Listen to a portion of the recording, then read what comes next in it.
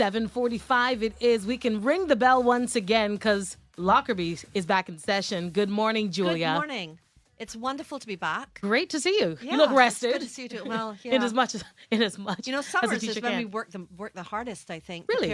Preparing for the upcoming year. Yeah, we change all of our processes and, you know, our records have to be updated. It's a busy, busy time, but we are all really, really happy to get back to school. Excellent. Believe it or not, we're going to join all you mums out there who are really happy that your kids are back at school, and we're very happy to have them back. I'd like to say a huge shout out to our new teachers who have joined us this year. As if we thought our enthusiasm at Lockerbie was already at 100%, they've taken it to a whole new level.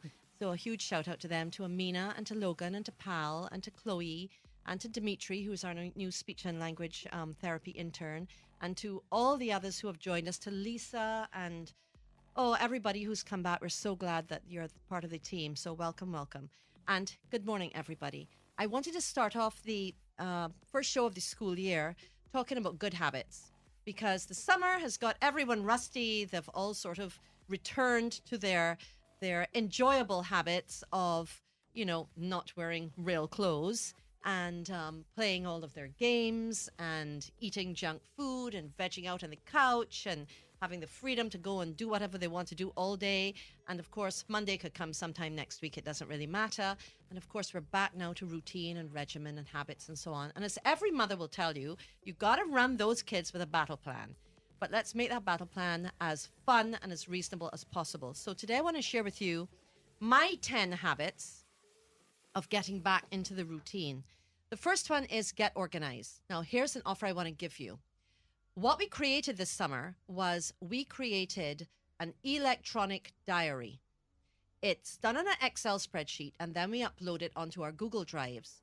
And every single child who comes to Lockerbie has an electronic diary, where every single tab at the bottom is a week. And in that week, they place their timetables. And of course, you can copy and paste into the following week. And their little color codes up at top, there's a key that basically says, after you put in your daily timetable, you then need to put in where your extracurriculars are, where's your travel time, where's your homework time, where's your bedtime, what you're going to do on the weekends, and it starts getting them into the routine. Now, the great thing about Google Sheets is that once you create it and you share it, everybody who you share it with can either see it, comment on it, or actually edit it.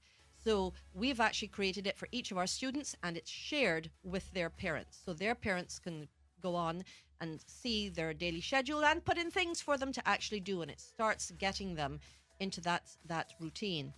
If you would like a copy sent to you with instructions on what to do of this electronic diary, even if it's for yourself, you'll be amazed how many parents say, I want that for myself. All you have to do is go onto Facebook, like Lockerbie College, and send us a message with your email address, and we will email it to you today. So do that if you're interested in electronic diary to get you organized. In there, the kids can put in all their tests, they can put in their projects. In fact, it maps out their whole life. Number 2, get into a routine at home. That's often governed by time and by family activities. Family activities, not just the fun ones, but the ones like homework support. You need to start getting into the routine of helping your kids by actually checking them and checking and saying to them, have you done your homework? Isn't checking. Because of course they're going to say yes. So you have to get into a routine of saying, okay, let me see it. And you know what? They might fight you at first, but that's going to become a huge security blanket to them in a way. And for those parents who have children who are now at secondary school, who think, okay, I did that at primary, I don't have to do that. Believe me, if you can spend some real time meaningfully interacting and supporting your kids between Form 1 and Form 3, they can fly solo from Forms 4 all the way up. But you've got to put in some real meaningful input. The 11 to the 14-year-olds almost need it more than those who are in primary school. Because the ones in primary school are just so malleable and you don't have to fight a good fight to get things done. But kids are becoming highly social creatures by the time they hit secondary school, and it's at times a little battle that has to go on for them to do what they need to do instead of what they want to do. So get into a routine at home. If that means you have to print out and post things all over your kitchen, you know, right there at the back door where the kids get into the car, you have a list, you know, Tom, have you packed your games bag? Games is on Wednesday, or whatever the case may be. You need to do that. And part of this routine is making these kids independent. If that means you have to drag them out of bed 15 minutes early so they come into the kitchen and they pack their own school lunch, that's not a bad thing. That's really not a bad thing. So stop doing things for them and do things with them. Get them out of bed, get into that routine. They pack their school lunch. You know what? Kudos to the kid who says, I'm going to pack it the night before, because that's a kid who's really taking control. That's what you need to do. Get their uniforms all set out the night before. Get their games bags set out the night before. And when you get into a routine at home, make sure that they go to bed early. You would be amazed the difference the hours before 12 make. If you can get a kid to bed at a reasonable hour, you would be absolutely surprised how much more high functioning they would be in the morning. Food is also more important in your routine at home. If you know your kids are going to veg out on rubbish, and if you know that colors make them a little hyper, and if you know that the dyes in Doritos or whatever it may be really don't, they're empty calories and they really don't add anything positively to their thinking, don't buy them. Don't buy them. It's not a case of buy them and open the cupboard in the, on the weekend and say, okay, help yourselves. Just don't buy them. Just don't buy them. That's holiday food. That's not term food. So get into a routine at home. Number 3, e-controls, electronic controls. Your kids are going to need movement breaks. They're going to need solid bedtime. And they're going to need dinner because they've got to feed their brains before they actually get that homework sorted. All of that is very, very difficult to plan and enjoy if your kids are addicted to their electronics once they get home and school is a dim memory for that day. One of the things that I think works really well, and this is something the whole family will have to do, and parents, there's not 2 rules, one for you and one for your kid. Try and have just one rule, and therefore they see how the behavior is being modeled. Get a basket. Get a basket, put it somewhere in your house, kitchen, living room, foyer, wherever, that's close to electric points. Have your chargers there. When you come in, you put your phone onto your charger, you dunk it in the basket, off you go. Set the routine. Your kid goes and has a shower and washes off the day. You know why washing off the day is important? Because it's not just washing off the dirt they've got in the playground. It's washing off the cruel words that someone said to them. It's washing off the class where they felt as though they just weren't getting things. It's washing off, emotional, social, behavioral, academic issues from the day. Let them wash off the day, then feed them. They've got to eat, because if they don't eat, they can't think. And I know that growing kids eat a lot, but that basket helps with the controls. It tells them that after you have a shower and you've had something to eat, you go and you check your phone. You've got 5 minutes to go and start a task.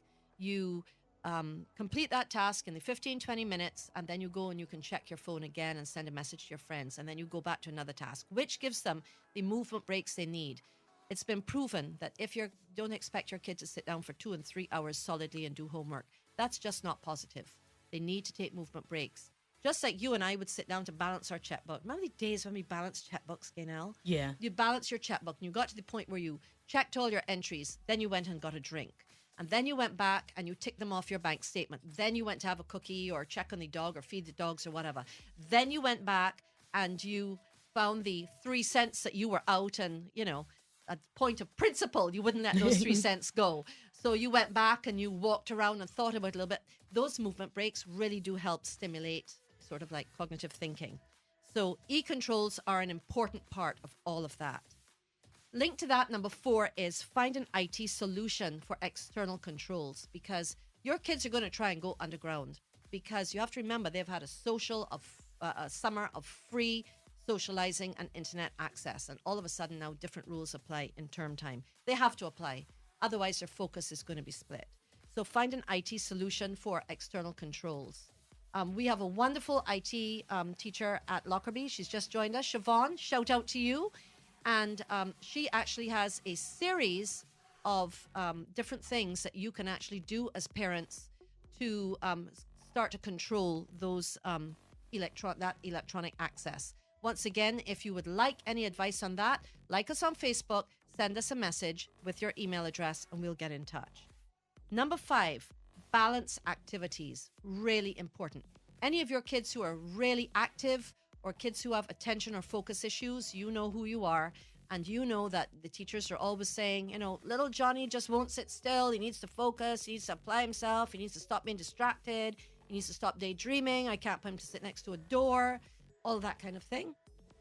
Kids who have these kind of challenges, turn that challenge into a winner. They need sports. They need exercise. Any parents out there who've had a diagnosis of their child of attention deficit or hyperactivity and so on, get your child into a sports program. Get your child participating in physical activity. And all of you out there who have other children who don't have any focus and attention issues, get your child into a program, sports, some kind of activity. We know that helps. That helps with everything. Most of all, your sense of well-being. Exercise creates a happy brain. Your kids should be doing some kind of sporting activity, maybe 2-3 times a week. Get them involved. There are lots of hidden things in that. One of them, of course, is team play. And of course, there's huge socializing as well. Number 6, make meal times family times. They're really important for the emotional well-being of your child. And if they don't want to come to the dinner table, that's a signal to you that that's really important that they do come to the dinner table. It's where you can offer support. It's where they can reflect on their day. It's where you can ask questions like, tell me what you do differently tomorrow. Okay, that's all of that self-reflection is really positive. And it also means that they're not bearing any problems or hardships on their own. Ask them if they say, oh, everything today was fine. You know, kids use the word fine. Okay, what are you thankful for today? What are you thankful that happened? And make them start to think more deeply about what they're thankful for. And get them to start being their own best friend. What did you do well today? I need you to give yourself a pat on the back for whatever you did well today. And it may not be something huge. It may be that you just said to a friend who fell down, are you okay? Okay, so that's really important. Number 7, clip those social butterfly wings. Holidays, you can have all the parties and, you know, all the fun and all the going out and all the freedom that you want, but different rules have to apply in term time. You've got to clip those social butterfly wings. 15 to 18 years old, that is absolutely the most critical. Absolutely. Number 8, make the sacrifice worth it by making sure that your kids have one activity each week they love.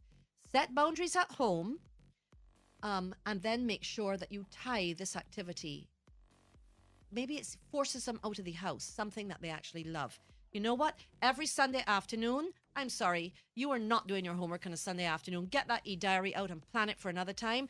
Every Sunday afternoon, we're going to the movies, or we're going to go walk the boardwalk, or we're going to do something, or you're going to be able to go with your friends and hang somewhere for ice cream. Give them something that makes the whole week worth it. And Sunday afternoon is the worst time to do homework and the absolute best time to get your mind in a lovely, positive place to start your week ahead. Be on top. Number 9, be on top of weaknesses that your child's already showing and get the support early on, because that's where it counts. And getting the right support is where it counts. Any of you who have kids who need study skills because you know they're not studying correctly, the chances are they know how to study. It may be a time issue or it may be whatever. Once again, if you think you need help in this, like us on Facebook, send us a message with your email address, and we will come to your rescue on that one. And finally, stick your nose in their business. Don't be pushed away. Ask to see. Check them. Check they've packed their bags. Check they've got everything. They're kids, right? They're kids.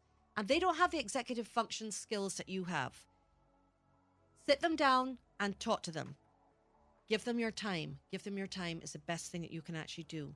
It's very, very important to find 15 minutes each week to update their electronic diary and to set them out with a plan. Make sure that you talk with them and you find out that it's something that they can commit to. Get them to commit to it. And you're going to see that finally they're going to create good habits, are going to make your lives easier, and they're learning more successful. So they're my 10 tips to start the year, Gaynell. Thank you so much. Those are 10 great ones, and I hope you guys put them to use. Thank you, Julia. You're welcome. See you next week.